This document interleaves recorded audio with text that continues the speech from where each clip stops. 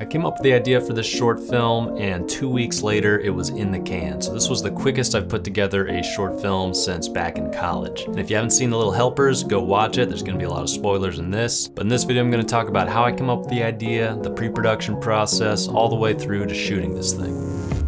The first thing I wanted to do was to do a montage of you all getting to work. We're gonna start off with some very tight shots. Shelly sews and paints, and paint the outside of the wheel.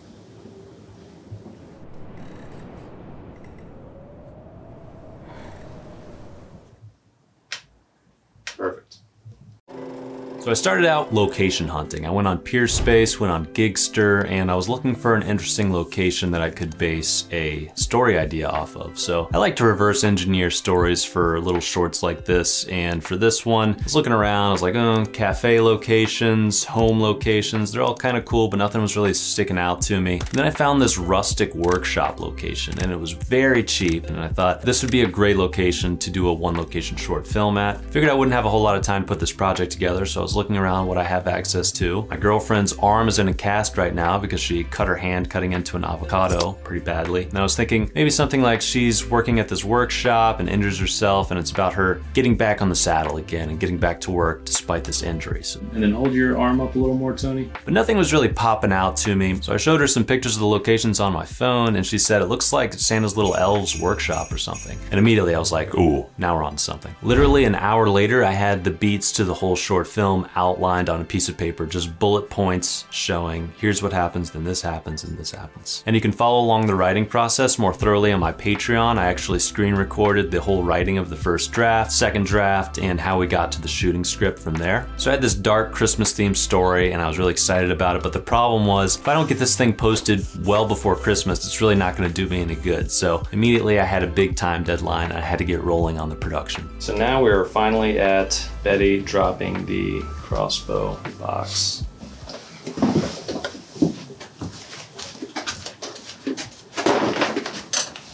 I want you to ramp up the smart assiness even more. Like when you look over and like flip up the thing, like can I help you? Remember when I said we were like on schedule? Yeah. That was a lot.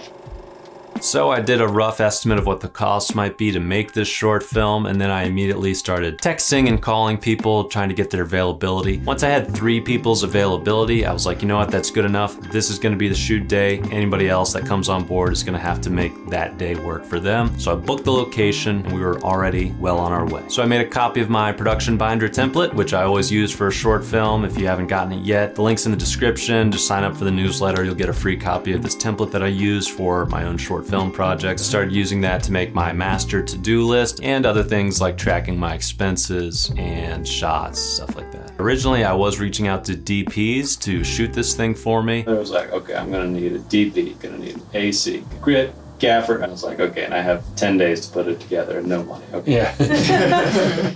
Next time. With such a short time deadline, there just wasn't enough time to really reach out and do a good search. So really I was limited to the people that I'd already worked with before. I'd worked with Bailey, who plays one of the elves before in my short film The Ticket, which you can see on this channel, and Tony, my girlfriend, was available to play the other elf. My friend Jesse, who helped me produce Last Laugh Inc., was available to play Santa Claus. And then to fill out the crew, I had a couple of PAs. Ben, who was PAing and shooting BTS footage of the entire day, and Colby, who was pretty much doing everything that I couldn't do when my hands were tied to the camera. Besides the tight time deadline, the other big challenge of this project was production design. Fortunately, my girlfriend was able to help me out even with one hand though. For example, I bought some wooden crates from Joanne Fabric, and she helped treat them to make them look like they were old rustic crates. I am distressing these crates by using wood carving tools, a sander with different grits, and this wire drill bit. One of the biggest challenges though was finding a coat for Santa Claus. I just couldn't find one that would ship fast enough to be able to shoot with it. So I looked around and finally I found one on Amazon where if I paid an extra 50 bucks in expedited shipping, it might get here on time. Fortunately, it came just in time. And then I went to Dick's Sporting Goods, got some football shoulder pads and put that underneath the Santa coat and a pillow underneath there too. How's it feel to hold that belly? Yeah, feels good. Is it kind of comforting? Yeah. Besides that though, I went on Amazon to order everything I could think of of that I would need as props or wardrobe, and kept in mind that I'd want to be returning as much of this as possible at the end of the shoot to recoup some of that budget. The last short that we did, which was like similar scale, it was like 23 shots for the whole day, for like an 8-hour day. And I was like, oh, it's not that bad, but like we barely got it in. Yeah. This one is like 43 shots. I needed so many shots to tell the story in the way that I wanted to. It ended up being literally twice as many shots as Last Laugh Inc. was. We did that in a wide shot, we did the light gag, right? Yeah. And he was at the door. So that takes us all the way up to the night before shooting. I'm already so stressed. There's a million things I had to do. I knew I was gonna be doing an all-nighter the night before just to get all the shots in order and all that kind of stuff. And then on top of that, my cat gets sick and I have to take him to the animal ER that night. We don't get the cat back until like 5 a.m., 2 hours before our call time. They told us to monitor him for 24 hours to make sure everything was okay. We can't monitor him. We're both gonna be leaving for the next 10 hours to shoot this short film. What do we do? So I was really debating that morning, do I have to call everybody right now and cancel this whole film? I don't want to leave my cat alone. Fortunately, a friend was able to come over and watch the cat for the day. And by the way, he's completely fine now. Again, the biggest challenge was going to be how do we get all of these shots done in one day? I had a couple of tricks up my sleeve to help me do that. One, there was no dialogue in the short. Well, there's like one line of dialogue. I'm gonna put the burden of getting good sound on myself in post. And you know, that whole fix it in post mentality is really bad. As a professional editor for many years, I don't like it when people came to me with footage that they had that attitude with, but I knew my strengths and I knew that I'd be able to elevate the footage in post. So I just said, you know what, make sure I get the one dialogue line in there really clean. One more like that. Together, we could stop him. Cool. Everything else I will sound design the hell out of on my own in the edit suite. But because our shooting schedule was so tight, I knew we were only gonna get 1 to 2 takes for every shot, which was a big challenge for both me as a cinematographer, director, and for our cast. So the pace was lightning fast the whole day. If I felt like I got it, I had to be very decisive and just say, we got it, moving on, we got it, moving on. And as a result of that, I did make my schedule. I got every shot that I wanted to get just in time. I mean, the sun was completely down by the time we had packed up out of there, so I really didn't have any more time to keep shooting. That said, I do feel like I made some compromises. There were definitely shots that I wish I could have taken longer on and been more careful about, but perfection is the enemy of completion, so if I had been a perfectionist about some of those shots, I wouldn't have been able to finish the short film. So I'm gonna get into the budget and some of the other production details at the end of this video, but one reason I was able to keep the budget really small on this was some companies sent me some gear that I was able to use to help get this thing made. One of the big ones was the Godox M600 Bi light, which they sent to me. And this light was so crucial to the universal lighting setup that I wanted to create in this little workshop. And so with this light and the Fresnel lens, I was able to focus it to kind of emulate sunlight. And then with my little $20 Craigslist fog machine inside, I was able to bring some light beams. Leave it there for now. Let's see what. Keep going. No, let's just stop it for now. Let's see. It looks so smoky. Yeah. You really gotta let it settle, and then it's a little more just like atmosphere. I've always tried to pull out this like volumetric lighting with beams, and I always mess it up. This is all right.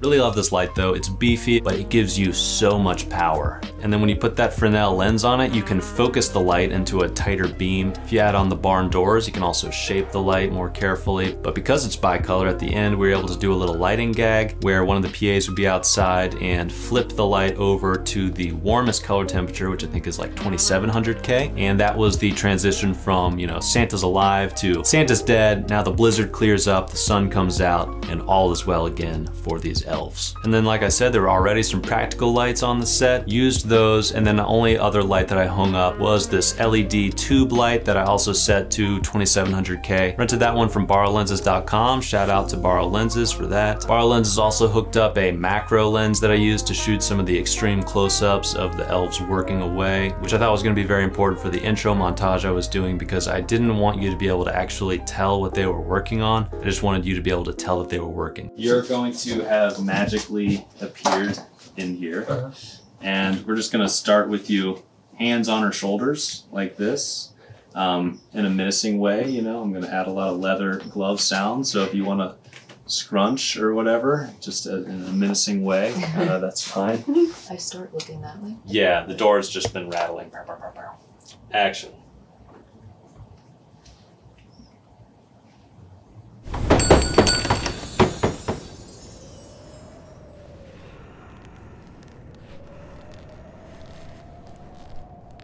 Another piece of gear I was given was the SmallRig Magic Fizz wireless follow focus, which is a really cool piece of gear, although I had some mixed opinions about it. I've been wanting a wireless follow focus for a long time. I got the one with the hand grip here, so if you're a solar shooter like me, you can get the whole thing operated. You can hit record, you can follow focus with one hand. Very cool. And when you're calibrating this motor to your lenses, I had one that had a hard stop because I had used their included focus rings. I had this one that had a seamless focus ring and it would just spin infinitely. I didn't know how to manually calibrate the lenses, and the result was I could not get this thing to work once I switched lenses like an hour into the shoot. That was annoying. Kind of have to blame myself for not learning how this thing works thoroughly enough. And you also get this little focus wheel too, which has a built-in like 20-hour battery. It's pretty handy. But despite those quirks and a little bit of a learning curve that comes with it, it's a very handy piece of kit. I'm definitely going to be using it in future projects. So this will go in. Yeah, we'll try to get it facing the right direction for you. Okay, there's that. And Santa, you can take that. I keep calling you Santa. Jesse, you can take that. It's kind of You're like the only person that I keep calling their character. Yeah. So you'll set that down like boom, right in front of her. Which, let's go ahead and take a look at that. And then you'll stand behind her. Looks good, actually.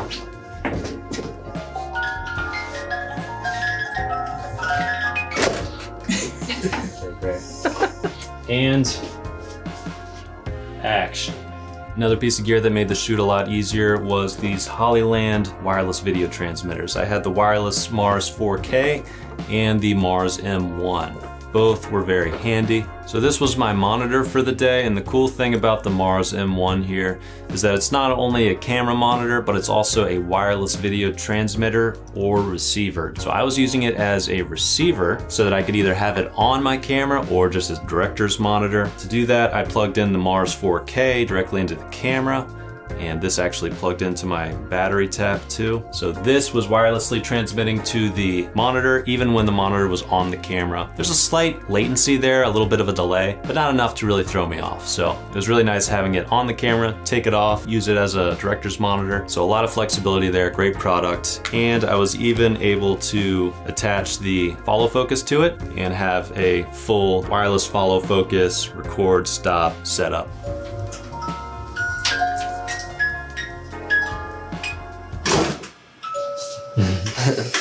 Since I wouldn't have time to bring on a composer for this film, I went to Artlist.io, the place I've been going for years for my stock music.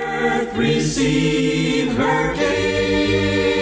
And the sponsor of this video. You might have heard their music in this video too. They just have the best library of stock music. Their library is growing all the time. They have awesome sound effects too. It's just a great one-stop shop, and now even more so with the new Artlist Max plan, which gives you everything that they have. You're getting music, sound effects, awesome stock video, motion graphics templates, plugins, presets, and it even includes easy-to-use editing software. So it's truly a one-stop shop. You can get their Pro plan, which gives you access to all that stuff for your own personal projects and for client work too, or you can get the social plan if you just want to use it on like your personal YouTube channel, Instagram, whatever. And I think if you're regularly creating video content, getting that Max plan is just a no-brainer. They really are an amazing resource for any video creator that wants to take their work to the next level. So click the link in my description and check out Artlist and their new Max plan. Thank you, Artlist. Now let's get back on set. And shout out to my old writing partner, Chris, for helping me with the first shot of the film, because he pointed out that I didn't have that strong of a hook. So he was like, you should have something from kind of Santa's POV outside the window, if possible, as your establishing shot. And he was definitely right, but that shot would be really challenging because how was I gonna do a shot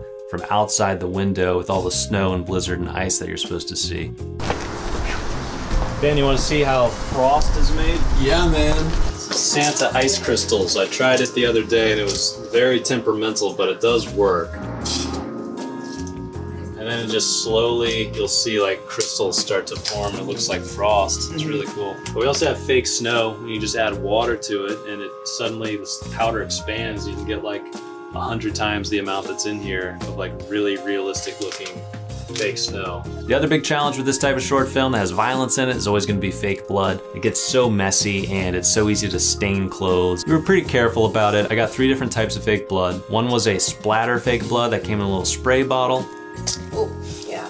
That's pretty good. And then I had 2 types of very syrupy blood. It was also so thick that I couldn't use it to spray on like the Rudolph when it pops out of the box. That one we really had to piece together with multiple sprays and little bits of sponge that I'd cut up and soaked in the red blood, and we dropped those on. So it was kind of like 5 different clips that I had to composite together in After Effects with masks to get it to look like one big splatter of blood on that Rudolph. We also had to cover the work table to make sure that we didn't get any blood on the location's table, because it would have completely stained it and ruined it. Shelly just shot Santa. She looks at Betty as Betty turns to face her. They both look down. There's gonna be a bloody candy cane right here. They both look to the door. That's when we do the leg gag. So yeah, it's like 5 different things, but we're just gonna kind of do them one by one.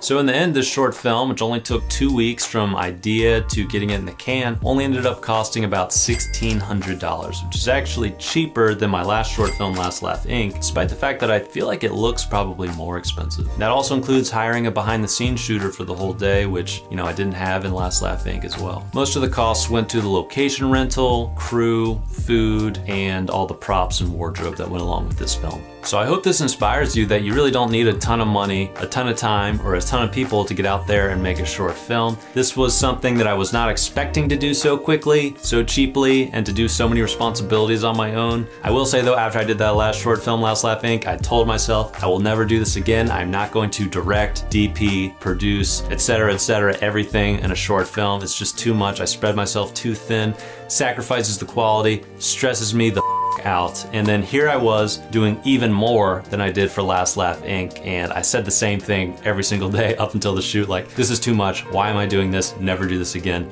So this time I really am gonna stick to that. The next short film I do for the channel, hopefully it'll be on a somewhat bigger scale, definitely on a bigger timeline so that I don't have to like squeeze everything in, because there was some stuff that really bothered me. You know, I got to the edit and I was like, I wish I had spent more time in the shot. Why did I frame it this way?